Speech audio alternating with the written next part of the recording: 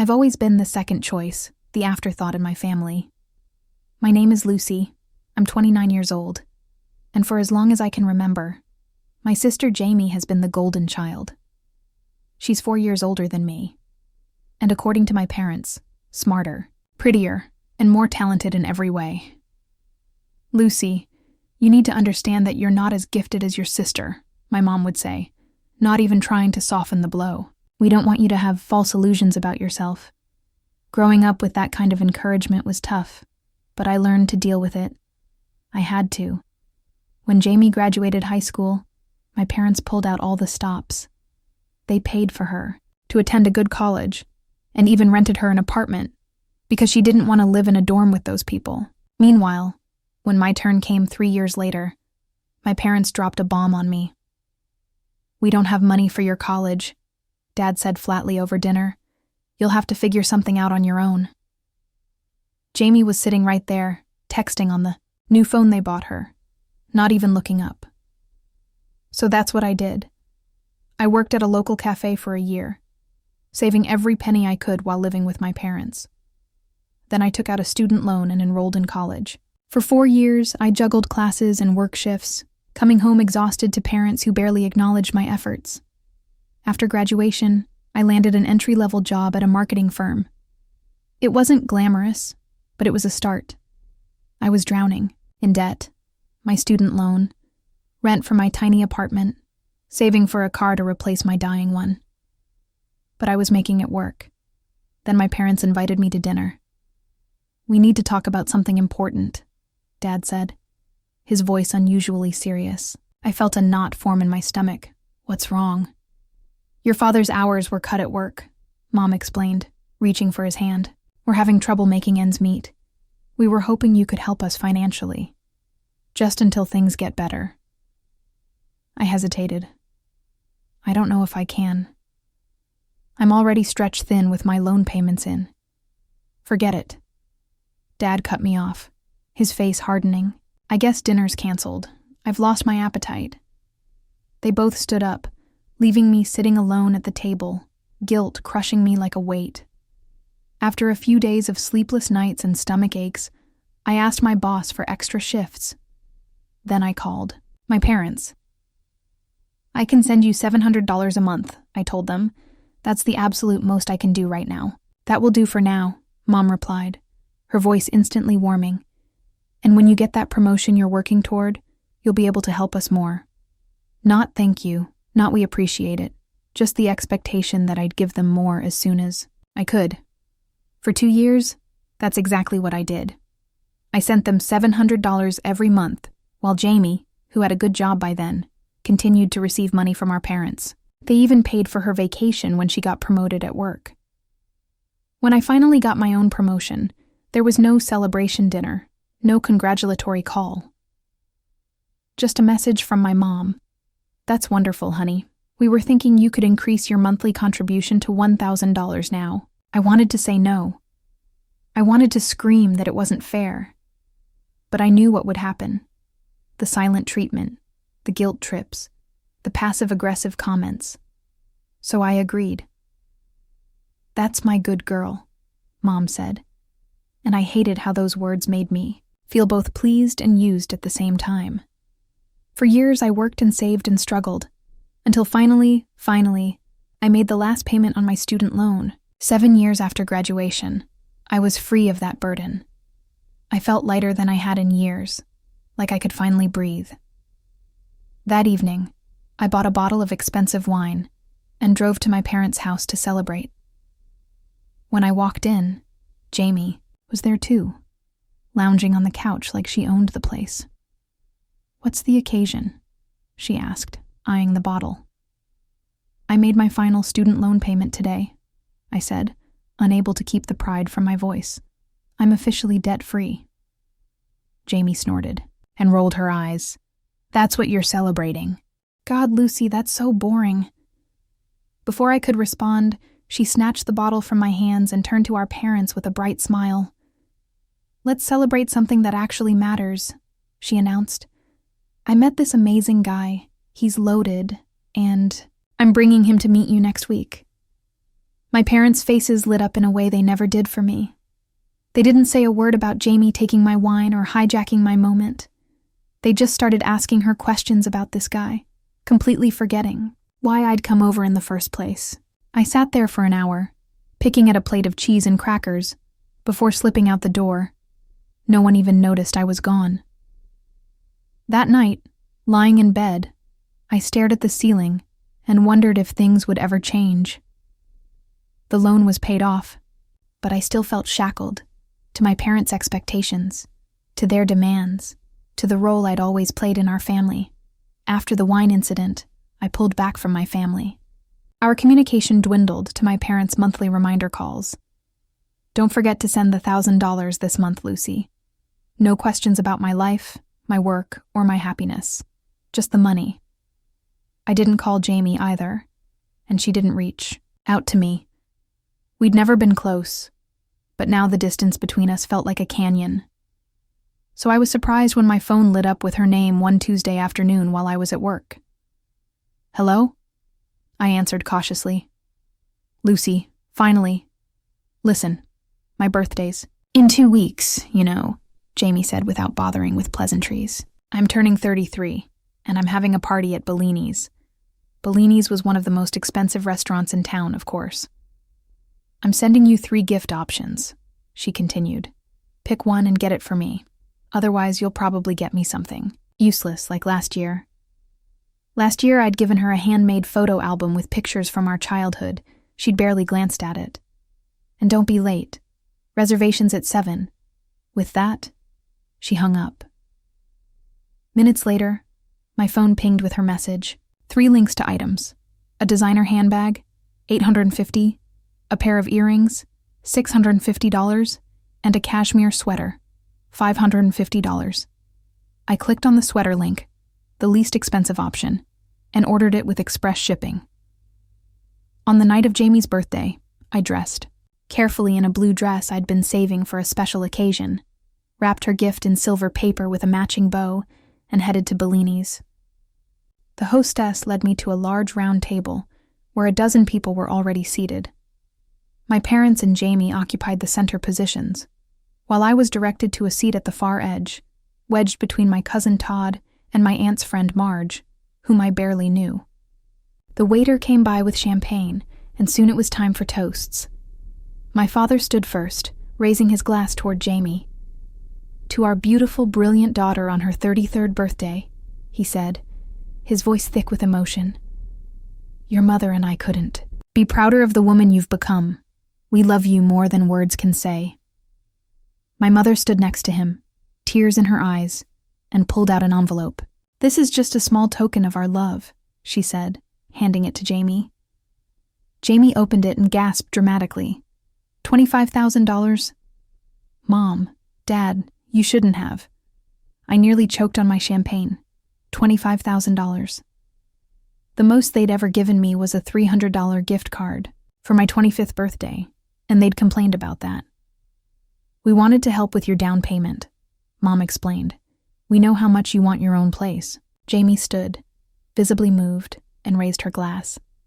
"I want to thank my amazing parents for always making me feel like the most cherished daughter in the world. I've never wanted for anything because of your love and generosity." She looked directly at me when she said it, a small smirk playing at her lips. My parents applauded enthusiastically. The table fell awkwardly silent. My uncle coughed. My cousin Todd shifted uncomfortably beside me. Everyone knew about the favoritism in our family. It wasn't exactly a secret. "Well, let's continue," Jamie said brightly. "Aunt Carol, would you like to say something?" But something inside me snapped. Maybe it was the champagne, or the $25,000 check, or Jamie's smug face. Whatever it was, I stood up before Aunt Carol could speak. "Actually," I said, my voice steadier than I felt, "I believe it's my turn to speak now." Jamie's smile faltered. "Lucy," Aunt Carol was next. "You seem to have forgotten that in this family, there are 2 daughters," I continued, ignoring her. "Not just the most cherished one. A hush fell over the table. My father cleared his throat. "Lucy, this isn't the time for." "For what, Dad?" "For the truth." My heart was pounding, but I couldn't. "Stop now!" "My entire life, I've wanted nothing more than for you and Mom to love me the way you love Jamie. But I realize now that's never going to happen." "You're overreacting," my mother said dismissively. "This is just like you. Always making things about yourself." "Am I?" I turned to face them directly.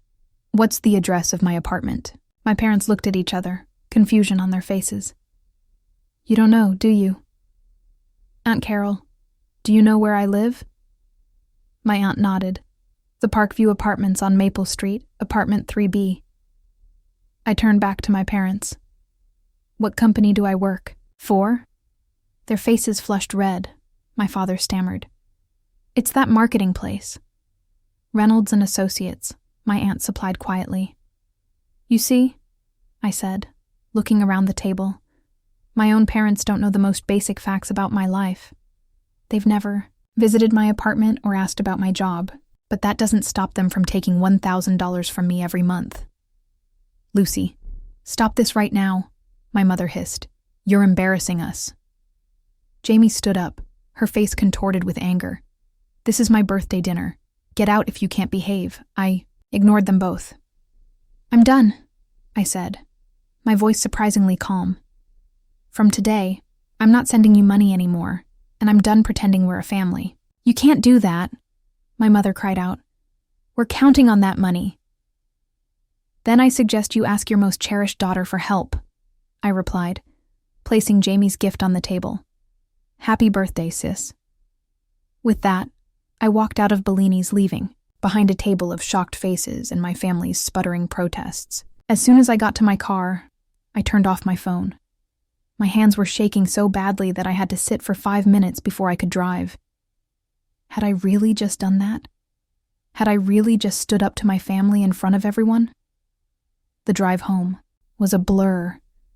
My mind kept replaying the shocked expressions on my parents' faces, the way Jamie's mouth had hung open, the uncomfortable silence around the table. Part of me felt guilty. I'd caused a scene at my sister's birthday dinner. But a larger part felt something unfamiliar, relief. When I got home, I kicked off my heels, poured myself a glass of wine, and collapsed onto my couch. For the first time in years, I didn't have that knot of anxiety in my stomach that appeared whenever I thought about money. No more stretching. My budget to send my parents $1,000 every month. No more feeling like I was never doing enough. I went to bed without turning my phone back on. The next morning, I woke up feeling oddly light, despite knowing what awaited me. I made coffee, took a deep breath, and turned on my phone. It immediately exploded with notifications. 15 missed calls from Mom, 7 from Dad, 3 from Jamie, 28 text messages. I scrolled through them, my stomach clenching tighter with each one. "Mom, call me right now, young lady. Dad, your mother is very upset. You need to apologize." "Jamie, thanks for ruining my birthday, you selfish bastard."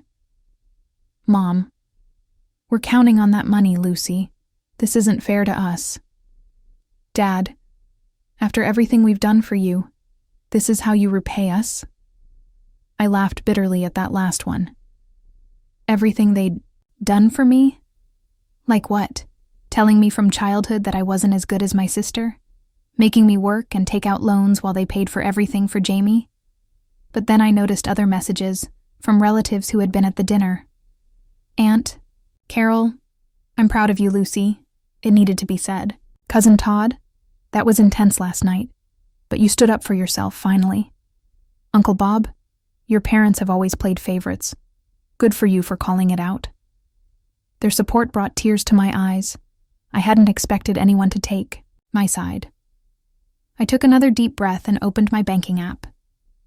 With trembling fingers, I navigated to the recurring payments section and found the monthly transfer to my mother's account. I hovered over the cancel button for a moment, then pressed it firmly. A confirmation message appeared, recurring payment canceled. The next 2 weeks were surprisingly peaceful. I blocked my parents' and Jamie's numbers so I didn't have to see their messages or calls. I went to work, hung out with friends, watched movies, and for the first time in years, I didn't feel like I was constantly treading water financially. I started putting the extra $1,000 into a savings account, fantasizing about maybe taking a vacation somewhere, something I hadn't been able to afford since college. Then, exactly 2 weeks after the birthday dinner incident, I received an email from my mother. "Lucy, we noticed the money hasn't come through this month. I'm sure this is just an oversight on your part, but we need you to fix it immediately. Your father and I are depending on this contribution. Please reconsider your hasty decision and resume the payments, Mom. No, how are you? No acknowledgement of what had happened at the restaurant. Just a demand for money." I didn't respond. A week later, another email arrived. "Lucy, this has gone on long enough. We're your parents, and you owe us this much at least. The money hasn't arrived, and we've had to cancel several necessary expenses. Call us immediately, Mom." Again, I didn't respond, but this time, I did something I'd never done before. I forwarded the email to Jamie with a short message. "Maybe you should help them out for a change." She responded within minutes. "That's not my responsibility. You're just trying to get out of your obligations. They're your parents too." I typed back, "Funny, they've always treated you like their only child. Now that money's involved, suddenly I'm their daughter too." She didn't reply to that. Another week passed. I was cooking dinner one night when my doorbell rang. I wasn't expecting anyone, so I peeked through the peephole. My parents stood in the hallway. My heart started racing. I considered pretending I wasn't home, but they must have seen the lights on. I took a deep breath and opened the door, but only partially, keeping the chain on. "What are you doing here?" I asked, surprised by how steady my voice sounded. They looked tired. My father's shirt was wrinkled, and my mother's hair, usually perfectly styled, was pulled back in a messy ponytail. "Lucy, please," my mother said, her voice softer than usual. "Can we come in? We need to talk." I hesitated, then unhooked the chain and stepped back. They entered cautiously, as if stepping into unfamiliar territory, which I realized they were. This was the first time they'd ever been to my apartment. "How did you find my address?" I asked, as they stood awkwardly in my small living room. "We asked Aunt Carol," my father admitted, looking embarrassed. Of course they had. "What do you want?" I tried to keep my voice neutral, but I could hear the edge in it. My mother sighed. "Lucy, we're sorry. We've been thinking about what you said at the restaurant, and you were right. We haven't been fair to you. We haven't been interested in your life the way we should have been." I stared at them, suspicious. And we want to make things right," my father added. "We miss you." "You miss my money," I said flatly. "That's not true," my mother protested, but I could see the flicker in her eyes. "We genuinely regret how we've treated you. You regret that I finally stood up for myself and cut you off," I corrected her. "You regret that your ATM suddenly stopped working." "Lucy, please," my father started, but I held up my hand. "No, I don't want to hear it. I've spent my entire life trying to earn your love and approval, and I'm done. I'm done trying to compete with Jamie. I'm done feeling like I'm never good enough, and I'm done sending you money that I work hard for while you ignore everything else about me." They looked at each other, clearly not having expected this level of resistance. "We're giving you time to think," my mother finally said. "We'll wait for your call." My parents left shortly after that, promising to give me space but making it clear they expected to hear from me soon. I closed the door behind them and leaned against it, my heart pounding. Part of me wanted to believe they were sincere, that they really did regret how they'd treated me. But the larger, wiser part knew better. That night I couldn't sleep. I tossed and turned, replaying our conversation and second-guessing myself. Had I been too harsh? Should I have given them another chance? But then I remembered all the birthdays they'd forgotten, all the achievements they'd dismissed, all the times they'd compared me unfavorably to Jamie. And I remembered how they hadn't even known where I lived or where I worked. The next morning, I called Aunt Carol. "Hey, sweetie," she answered warmly. "How are you holding up?" "Did you know my parents were going to come to my apartment?" I asked. She sighed. "They called asking for your address." I was torn about giving it to them, but I thought maybe they were finally ready to make amends. Was I wrong? "I'm not sure," I admitted. "They said they were sorry, but it felt like they were more sorry about the money stopping than anything else." "Your parents have always been," she paused, searching for the right word, "complicated. They've never been good at admitting when they're wrong. But maybe this is a start?" I wasn't convinced, maybe. "What are you going to do?" she asked. "I don't know yet, but I'm not sending them money again, that's for sure." "Good for you," she said firmly. "And Lucy, I want you to know that I'm proud of you. You've worked so hard, and you've accomplished so much on your own." Tears sprang to my eyes. Why couldn't my own parents have ever said those words to me? A week passed without any contact from my parents. Then 2 weeks. I kept expecting them to show up at my door again, or find some new way to contact me. But there was nothing. At first, I was relieved. Then, oddly, disappointed. Had they given up that easily? Then, exactly a month after their visit, I received a letter in the mail. It was from Jamie, of all people. I almost threw it away unopened, but curiosity got the better of me. Inside was a single sheet of paper with her precise handwriting. "Lucy, Mom and Dad are struggling financially without your contributions. They've had to cut back on a lot of things. Dad is looking for a second job, and Mom is talking about going back to work for the first time in 20 years. They asked me to help them out, but I can't afford to right now. My boyfriend and I broke up, and I had to move to a smaller apartment. I know we've never been close, and I know I've been the favorite. I didn't ask for it, but I didn't exactly refuse it either. I never realized how much they leaned on you financially, until now. It's not fair that they expected so much from you while giving so much to me. I'm not asking you to start sending them money again. I just wanted you to know that they're really struggling. Maybe give them a call. Jamie." I stared at the letter in disbelief. Jamie, acknowledging the unfairness? Jamie, not demanding I restart the payments?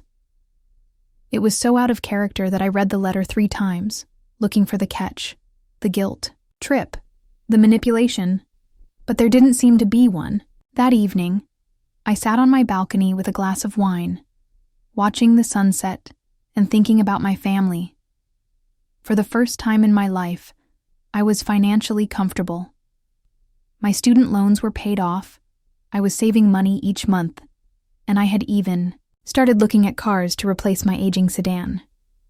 All of this was possible because I wasn't supporting my parents anymore. But was I happy? Yes. I realized with some surprise, I was. I had good friends, a job I enjoyed, and the freedom to make my own choices without constant guilt and pressure. I didn't need my family's approval to be happy. The next day, I got a call from an unknown number. Against my better judgment, I answered it. "It's Dad, Lucy. Please don't hang up. Your mother and I.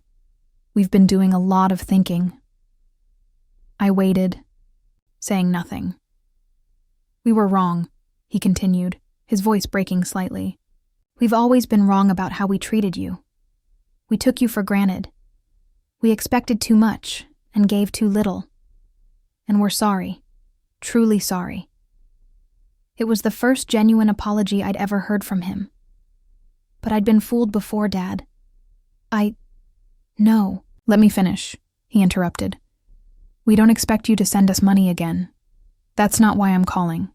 We miss you, and we'd like a chance to do better, to be better parents to you."